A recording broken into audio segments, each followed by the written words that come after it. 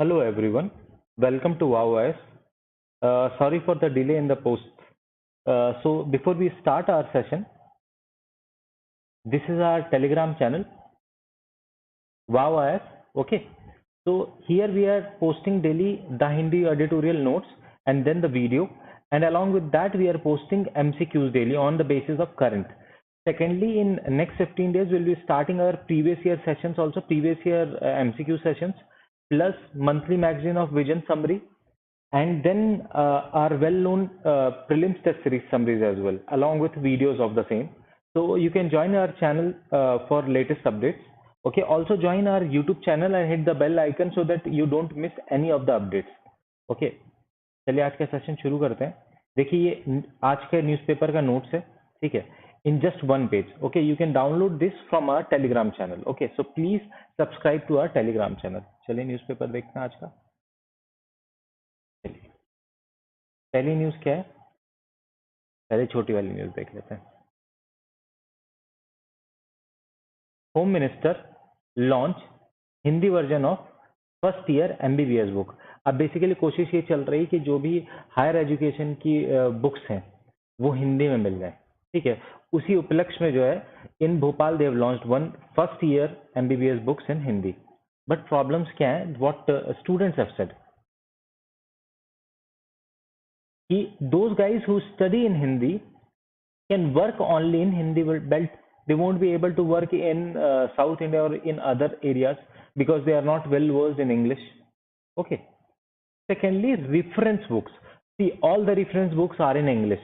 So unless and until you translate all of them, these kinds of initiatives are not of much relevance. Okay, because at the end, to refer to the reference books, they need to learn English. Okay, then it will become an issue because the terminologies will vary from English to Hindi.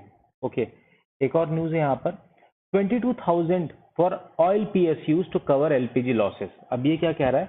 With global price for LPG surging. LPG क्या है? Liquid petroleum gas, मतलब अरे gas cylinder जो घर पे हमारा होता है, ठीक है, उसके बारे में बात कर रहा है. ठीक है, उसके लिए वन टाइम ग्रांट दे रहे हैं 22,000 करोड़ का. क्यों दे रहे हैं? To cover losses over past 2 years in domestic LPG cylinder supplies.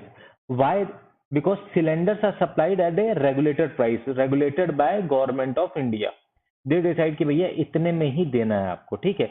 International LPG prices have risen by 300% between June 2020 to June 2022. लेकिन same has not been transferred to the public. Okay, because of that there was a loss to the oil PSUs because they are providing these kind of cylinders.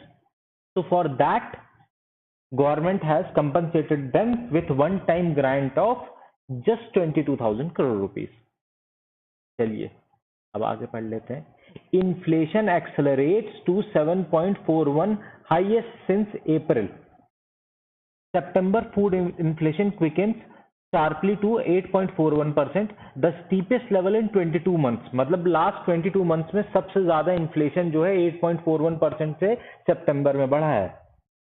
Economists warn negative surprise could spur more interest rate increase in the RBI from the RBI.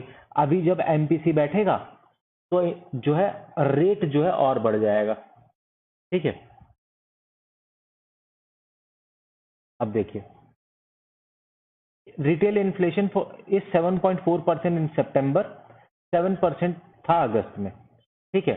Mainly किसकी वजह से हो रहा है? Food inflation की वजह से हो रहा है. अब ये आर्टिकल जो है इस पे कल पक्का एडिटोरियल आएगा. ओके, रिसेंटली जो GDP टारगेट 6.5% कर दिए गए थे आपका वर्ल्ड बैंक के द्वारा, उस पे भी हमारा वो आया हुआ है एडिटोरियल, ठीक है. So it's been 9 months in a row that we have crossed that 6% target limit.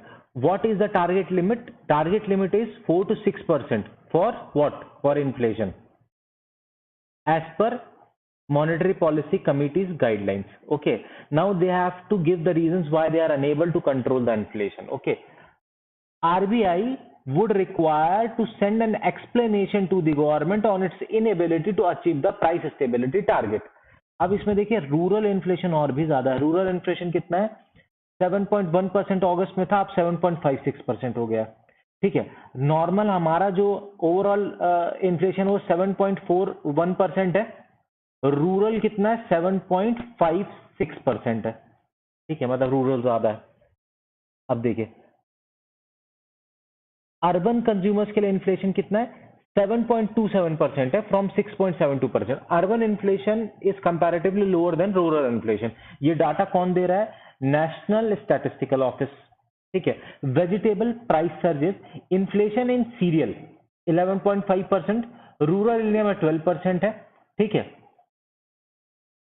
पहले अगस्त में कितना था? 9.6%, जुलाई में 6.9% था। सिमिलरली जो आपका वेजिटेबल इन्फ्लेशन जो है that is 10.9% in July and now in 18.1%, means almost 7.8% बढ़ गया है।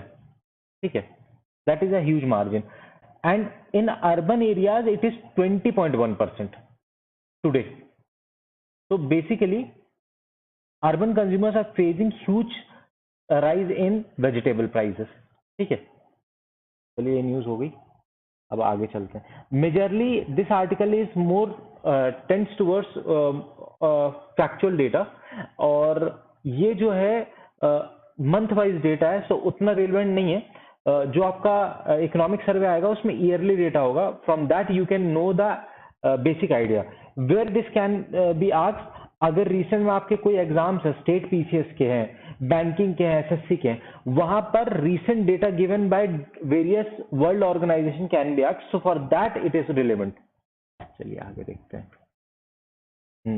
यहाँ पर भी देखिए बेसिकली क्या है, सिर्फ डेटा डेटा ये दिया हुआ है, इन्फ्लेशन वाला वो जो है उसी में डेटा है। इसको लास्ट में पढ़ते हैं, पहले छोटे छोटे आर्टिकल्स देख लेते हैं। अब देखिए, railway to operate Vande Bharat freight train. अभी देखिए वंदे भारत ट्रेन चल रही थी, अब उसी लाइन पे वंदे भारत फ्रेट ट्रेन भी चलेंगे। वंदे भारत ट्रेन क्या क्या है देख लेते हैं। Vande Bharat express train 18 later renamed as Vande Bharat express roll out by integral coach factory Chennai under the Indian government make in India initiative. कब लॉन्च हुआ थे? 15 फरवरी 2019 में। किस लिए हुआ था? India first semi high speed train with an operational efficiency of 150 kilometre. ठीक है, इतना ही इंपॉर्टेंट है। ठीक है, दो ट्रेन सबसे पहले चली थी, एक दिल्ली टू वाराणसी, दूसरी दिल्ली टू कटरा। कटरा कहां पर है? जम्मू में। ठीक है, Vande Bharat train are self propelled engineless train set. ठीक है, इससे ज्यादा इंपॉर्टेंट नहीं है, चलिए आगे पढ़ते हैं। तो अब बेसिकली क्या है कि जो पैसेंजर ट्रेन से सेम लाइन पे फ्रेट ट्रेन भी आएंगी। ठीक है, चलिए आगे देख लेते हैं। हाँ, आप देखिए बेसिकली क्या हो रहा है कि no more indictment under section 66A of the IT act supreme court. Actually supreme court ने पहले ही सेक्शन 66A जो है इंफॉर्मेशन एंड टेक्नोलॉजी एक्ट का, उसको नल एंड वॉइड घोषित कर दिया, फिर भी इसके अंदर जो है पुलिस जो है केसेस बुक कर रही है। अब देखिए यहाँ पर न्यूज में क्या लिखा हुआ है। मार्च 15 में सुप्रीम कोर्ट ने क्या बोला? Police power for section 66A too wide, मतलब बहुत ज्यादा है, with scant respect for individual liberty and freedom of expression. मतलब आर्टिकल जो 21 है उसकी तो रिस्पेक्ट ही नहीं करता है ये बिल्कुल भी। ठीक है, free express on the internet. Petition किसने फाइल की थी? लॉ स्टूडेंट था एक, श्रेया सिंघल ने। ठीक है, अब क्यों फाइल की थी? Young people being arrested and charge under the ambiguous provisions for the social media post. अब किसी ने जो है ट्वीट किया है कुछ, अगले दिन अरेस्ट हो गया under 66A। Section 66A had prescribed 3 years imprisonment of a social media message caused an annoyance or was found grossly offensive. The court had concluded the provision to be vague and worded arbitrarily। मतलब वेग है इसलिए जो है use ना किया जाए, उस चीज के लिए दोबारा से डायरेक्शंस दिए कोर्ट ने। ठीक है, चलिए अब देखिए, was objective of demonetisation achieved, SC bench आज सेंटर। ये बहुत ज्यादा इंपॉर्टेंट नहीं, बस एक हियरिंग था जो क्लब किया था इश्यूज को, उस पर उन्होंने पूछा कि जो भी आपके ऑब्जेक्टिव्स वो मीट हुए कि नहीं हुए, या बस ऐसे लोगों को परेशान किया। टूचिंग ब्लैक मनी था एक टारगेट हमारा, टेरर फाइनेंसिंग का था और फेक करेंसी का था। टेरर फाइनेंसिंग, ब्लैक मनी और फेक करेंसी का जो मिनेज था उसको कर्व करने के लिए हमने डीमोनेटाइजेशन किया था। अब इसमें इशू क्या था, डीमोनेटाइजेशन जो 1946 और 1978 में हुआ था was implemented through separate act debated by parliament. In 2016 it was done through a mere notification issued under provisions of RBI act 1934। ठीक है, बहुत ज्यादा इंपॉर्टेंट नहीं, बहुत पुराना इशू था ये। ठीक है, now it is well settled and dusted. चलिए आगे देख लेते हैं। Inflation accelerates to 7.4%, highest since April. अब यहाँ पर देखिए कंज्यूमर फूड प्राइस इंडेक्स जो है वो 8.6% से बढ़ गया है, पिछले महीने जो था 7.6% था। अर्बन कंज्यूमर्स के लिए जो है ये 8.65% से बढ़ा है फ्रॉम 7.55% से। फूड प्राइसेस जो है वो 8.53 से बढ़े हैं। ठीक है, फूड इन्फ्लेशन ब्रॉड बेस्ड है, means price rose across cereals, vegetables, pulses, milk with tomatoes and potatoes driving up the vegetable inflation। Basically data driven है, नॉट टू मच इंपॉर्टेंट। हमने पहले पढ़ा था कि लोअर खरीफ आउटपुट एक्सपेक्टेड है for rice, pulses and oil seeds, high food prices and low base of last September when retail inflation was just 4.35%। अब देखिए base area का भी जो है ना, बेस इफेक्ट जो होता वो होता, उसकी वजह से भी जो सर्ज है वो ज्यादा दिखता है। ठीक है, so headline inflation will be more because base inflation was less। ठीक है, non food inflation also continued remaining high। 6 major states reported inflation that exceeds 8%। उसके लिए वेस्ट बंगाल 9.44 सबसे ज्यादा वहां पर है, देन तेलंगाना, मध्य प्रदेश, आंध्र प्रदेश, उड़ीसा एंड महाराष्ट्र। इस तरीके की चीजें शायद पूछ ले। ठीक है, I am not sure of. चलिए अब एडिटोरियल की तरफ बढ़ते हैं।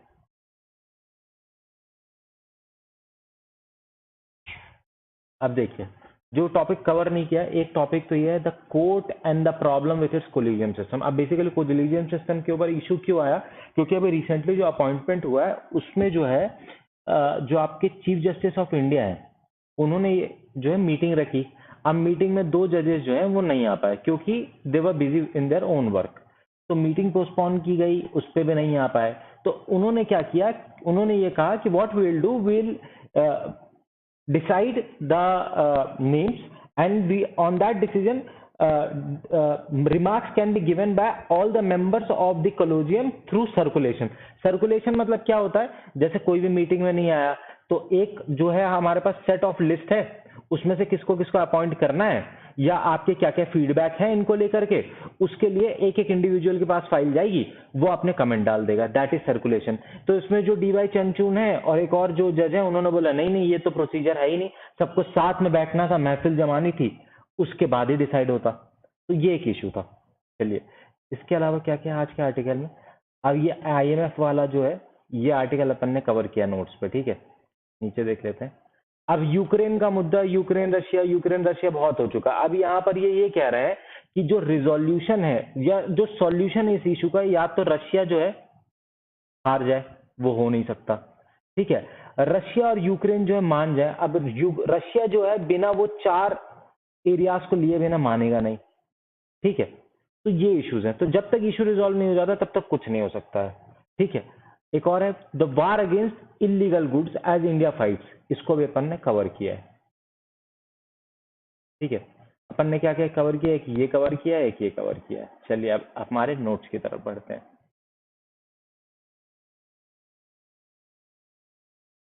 First one, the winter is coming, John Snow, winter is coming, India's growth impulses slowing, the IMF वॉन्ट्स वर्स्ट येट टू कम। ठीक है, अब देखिए यहाँ पर इशू क्या हुआ है कि वर्ल्ड इकोनॉमिक आउटलुक रिपोर्ट किसकी है, आईएमएफ की। ये पूछ सकता है, पहले भी पूछा हुआ है यूपीएससी ने। ठीक है, 2022 का ग्लोबल ग्रोथ रेट के बारे में क्या विचार है इनका कि 3.2% से बढ़ेगी, 2023 में 2.7% बढ़ेगी। ठीक है, पहले इनका टारगेट ये बोल रहे हैं 2.9% से बढ़ेगी 2023 में, लेकिन उसको इन्होंने कम कर दिया है। Worst is yet to come, क्यों कह रहे हैं ये, क्योंकि टाइटर मॉनेटरी पॉलिसीज बढ़ रही हैं टू कर्व इन्फ्लेशन। ठीक है, और एनर्जी और फूड क्राइसिस हो रहा है। इसका रीजन क्या है, रशिया यूक्रेन वॉर। ठीक है, अब उसके बाद इंडिया के बारे में क्या इनके विचार हैं? 23-24 के लिए तो ये 6.1% कह रहे हैं, लेकिन 2023 के लिए इन्होंने जो है 6.8% कर दिया, 7.4% था इनका जो है जुलाई तक। वर्ल्ड बैंक ने रिसेंटली इसको 6.5% कर दिया फ्रॉम 7.5%। मतलब हमारी जो जीडीपी ग्रोथ रेट का एक्सपेक्टेशन है as per IMF that is 6.8% for this year, and as per world bank it is 6.5%। Next year का जो है इन्होंने कहा है कि 6.1% से ग्रो करेगा, मतलब और कम हो जाएगा। ठीक है, डाउनग्रेड क्यों हुआ ये? मतलब जो इनिशियली इन्होंने जुलाई में 7.4% था उसको कम क्यों किया है? क्योंकि एक्सटर्नल डिमांड, देखिए यहाँ पर लिखा हुआ है, एक्सटर्नल डिमांड जो है वो कम हो गई है। ग्रोथ जो है टैक्सेशन कलेक्शन में भी दिख रही है कि कम हो रही है, इंडस्ट्रियल आउटपुट भी कम हो रहा है, एक्सपोर्ट भी कम हो रहा है। ठीक है, प्रॉब्लम्स क्या क्या है हमारी आजकल? रशिया यूक्रेन कॉन्फ्लिक्ट है, स्लो डाउन इन चाइना है, IMF is talking about cost of living crisis also, is not much traveled on. Risk of monetary, fiscal and financial policy. देखिए मॉनेटरी पॉलिसी के साथ भी इशू हो रहा है क्योंकि वो कर्टेल नहीं कर पा रही है इन्फ्लेशन को। फिजिकल पॉलिसी जो है वो ज्यादा कैश जो है मार्केट में नहीं पहुंचा पा रही है क्योंकि इन्फ्लेशन बढ़ता ही जा रहा है। ठीक है, क्योंकि सप्लाई साइड इन्फ्लेशन। ठीक है,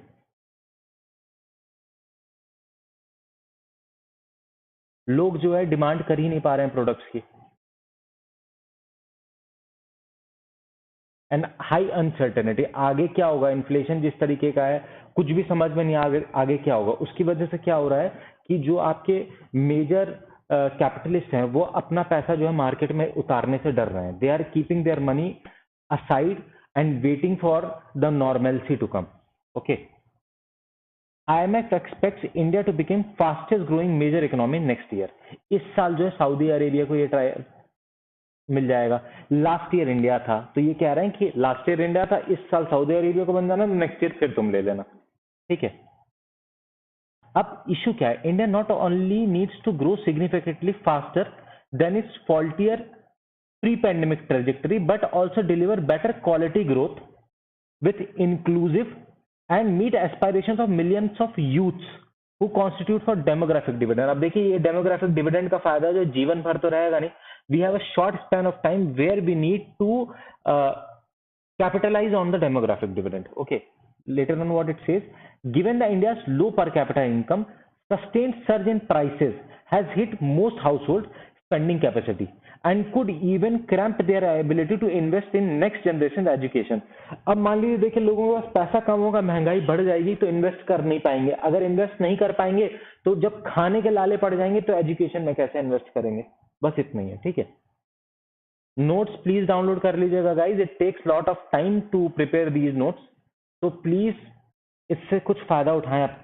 ठीक है, the war against illegal goods as India fight. अब देखिए इलीगल गुड्स की बात कर रहा है, क्यों कर रहा है? क्योंकि देखिए इन्फ्लेशन जो है ना वो हर दिन बढ़ता जा रहा है। उससे क्या होता है, पीपल डिफरिंग परचेजेस, या तो लोग सामान खरीदेंगे ही नहीं, या फिर कम खरीदेंगे, या फिर रीयूज करेंगे या रिसाइकल करेंगे, और they will switch to cheaper alternative. अब चीपर अल्टरनेटिव दो तरीके के होते हैं, एक तो सस्ते गुड, सब चाइना चाइनीज प्रोडक्ट खरीद लो, या फिर दूसरी चीज क्या करो, स्मगल प्रोडक्ट खरीद लो। आईफोन जो है खरीदना है, इंडिया में 1 लाख का है, दुबई में 70,000 का है, तो दुबई से स्मगल करा लिया, 70,000 का 80,000 में खरीद लें, 20,000 रुपए बच गए।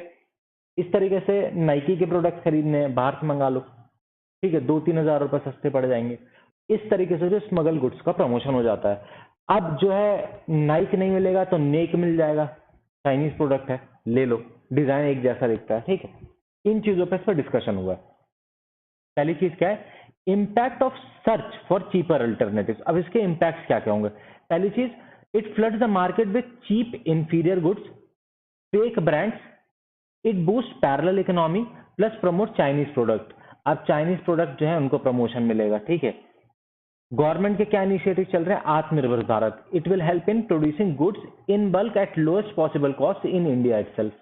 ठीक है, कॉमर्स मिनिस्टर जो है हमारे पीयूष गोयल, उन्होंने रिसेंटली अपने ट्वीट में कहा था, our toy manufacturing sector is booming with Indian toys rapidly filling up shelves in the country and abroad. Such win would be possible only if India can bring down the cost of manufacturing by addressing anomalies and each stage। anomalies जो भी है हर stage में जो है value chain के उसको decrease करना है या रिमूव करना है कंप्लीटली विथ टाइम। ठीक है। अब एक चीज तो क्या हो गई, चीपर इंफीरियर गुड्स सब चाइना है। दूसरा क्या, booming smuggled and illegal goods. मैंने अभी आपको बताया कि जो है स्मगल करा लेते हैं गुड्स को, ठीक है, क्योंकि सस्ता मिलता है वहां पर, ठीक है। इससे प्रॉब्लम क्या होता है, सबसे ज्यादा यही हर्ट करता है इंफीरियर गुड्स से भी ज्यादा। क्यों? क्योंकि इससे टैक्स पे इंपैक्ट पड़ता है। अगर आप स्मगल्ड गुड परचेज करेंगे तो आप गवर्नमेंट को कुछ भी टैक्स नहीं देंगे, ठीक है। And it targets more expensive classes. अब रेडमी का फोन तो कोई स्मगल करवाएगा नहीं कि 300 रुपए बच जाएंगे, लोग तो आईफोन ही स्मगल कराएंगे ना। तो जितना कॉस्टली प्रोडक्ट है उतने चांसेस उसके स्मगल होने के, ठीक है। अब देखिए, फिक्की का एक committee against smuggling and counter fitting activities destroying the economy, इसके अंदर जो रिपोर्ट है वो क्या कह रहा है, मेजरली जो ये इलिसिट मार्केट है वो कहां कहां पर है, 5 की इंडस्ट्रीज है, mobile phones, fast moving consumer goods, house hold and personal goods, and fast moving consumer good, package food, tobacco products and alcoholic beverages. अब देखिए, आपने देखा होगा अल्कोहल भी बाहर से एक्सपोर्ट होती है, फॉरेन सिगरेट्स आ जाती हैं इंडिया में, ठीक है, विच इज बैंड, ठीक है। अब अगर वैल्यूएशन के टर्म्स में बात करें तो 2019-20 में अराउंड 2,60,000 करोड़ का जो है इसका वो हुआ था, इलिसिट मार्केट में ये थ्राइव किए थे, स्मगल हुए थे इंडिया में, ठीक है। अब इनके लॉसेस समझते हैं। टोटल जो है एम्प्लॉयमेंट का लॉस कितना हुआ, 15.96% का। FMCG combined, house hold and personal goods plus package food, इसकी वजह से जो है 68% जॉब लॉसेस का हुआ। Out of this 15.96 lakh job, 68% जो लॉस है वो एफएमसीजी सेक्टर के अंदर हुआ है, ठीक है। टैक्स का कितना लॉस हुआ है, 58,521 करोड़ का। इसमें सबसे ज्यादा जो लॉस हुआ है वो टोबैको और अल्कोहल इंडस्ट्री में हुआ, 49% out of this 58,521 crore, okay. अब एक रिपोर्ट की और ये बात करें, economist intelligence unit, in 2018 India rank low in global illicit trade environment index in relation to 3 of the 4 elements, that is government policy, supply and demand and customs environment. India ranks in the third quartile of the 82 countries covered in the index and India was ranked 35. Okay, ये 2018 का data है। Evolve manufacturing markets, अब क्या क्या करना है हमको, support smuggling. अब देखिए, जो डेवलप्ड कंट्रीज हैं, सॉरी, जो डेवलप्ड कंट्रीज हैं जहां पर आईफोन जो है जिनका प्रोडक्ट है, ठीक है, नाइक जिनका प्रोडक्ट है और वहां मैन्युफैक्चर हो रहा है, वो तो प्रमोट करेंगे ना कि ठीक है स्मगल होने दो। क्यों? क्योंकि उनका प्रोडक्ट तो बिक रहा है, उनके यहां से तो एक्सपोर्ट हो रहा है ना। प्रॉब्लम किसको हो रही है? गवर्नमेंट ऑफ इंडिया को। सो ये प्रॉब्लम जो है गवर्नमेंट ऑफ इंडिया की है, बड़ी इकोनॉमीज की नहीं है। They are getting benefit out of it, so they will just jive around it कि हाँ हाँ बहुत गलत हो रहा है, बहुत गलत हो रहा है, but they will do nothing about it. So it's India's problem and India has to fight the menace of smuggling. Measure to stop smuggling and illicit trade, क्या कर सकते हैं? पहली चीज, टैक्स को रैशनलाइज करिए। अब जो आपका टोबैको है उस पर आपने सेस भी लगा रखा है, ठीक है, अल्कोहल पे सेस लगा रखा है, तो स्मगलिंग तो बढ़ेगी ना, सस्ता पड़ रहा है प्रोडक्ट। प्रमोट लोकल इंडस्ट्रीज, ठीक है, बिल्डिंग वर्ल्ड क्लास ब्रांड्स। अगर लोकल ब्रांड्स हमारे इतने बड़े हो जाएं कि compete कर पाए तो लोग लोकल ब्रांड्स खरीदने लगेंगे। Reduce dependence on the international manufacturers, allow global brands to manufacture in India. अब या तो आप बोले कि रीबॉक और आईफोन जो इंडिया में बनाने लग जाओ, लेकिन उसके बाद जो प्राइस का डिफरेंस है उसका बेनिफिट जो इंडिया को मिलना चाहिए। अब इंडिया में सैमसंग फोन बनाता है लेकिन बाकी देशों से ज्यादा महंगा इंडिया में बिकता है, क्या फायदा है भाई, क्या फायदा है? कोई फायदा नहीं। Global brands to manufacture in India provided they offer India specific pricing and are not allowed to remit royalties and profits outside of India। Britishers नहीं बनाना है उनको कि इंडिया से प्रॉफिट कमा करके विदेश भेज दें, ठीक है। चाइना में देखिए पॉलिसी है, has a successful policy where in MNCs reinvest profits unbind subsidiaries in China. जो यहाँ कमाओगे यहीं इन्वेस्ट करोगे, ले जाने नहीं देंगे, ठीक है। चलिए, अब एक और चीज बोले, टेक्नोलॉजी के बारे में अगर बात करें तो कैस्केड जो वो ये कहता है कि improve use of cutting edge technology. किस तरीके की technology? Artificial intelligence, blockchain and location technology will help in increasing scissor of illegal goods. Illegal goods पकड़ में आ सकते हैं इनके थ्रू, ठीक है। अब आखिरी पॉइंट क्या है?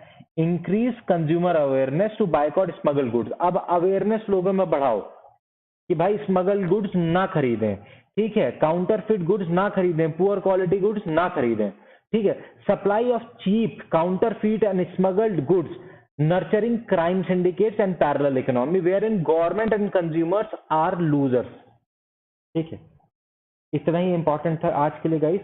चलिए कल फिर मिलेंगे ऑन 14th अक्टूबर।